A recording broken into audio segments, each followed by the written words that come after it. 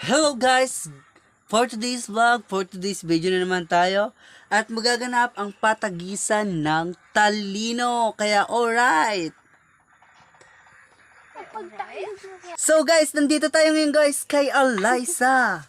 So, Alyssa, tatanungin kita, anong hayop ang kamukha ko? Aso. Alright! Perfect!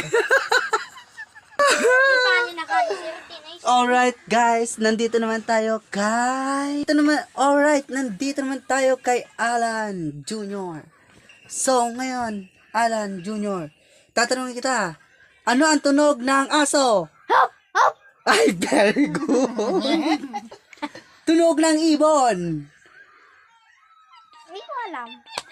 So ngayon guys, di niya alam yung ibon. Pusa na lang. Meow! Meow! So guys, nandito na tayo kay Ami. Ano sa English ang paminsan-minsan? Sometimes.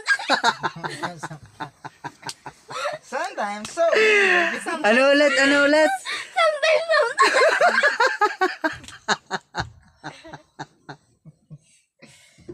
Okay, nandito naman tayo kay Ramonay.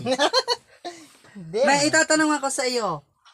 Kung sa English ay kung sa Tagalog ang paglubog ng araw at sa English naman ay mali na, lugod ako. So guys, may tatanungin ako sa iyo. Kung sa English ay ang paglubog ng araw ay sunset, ano naman ang tawag sa paglitaw ng araw? Sunborn! Sunborn bilang. Sunburn.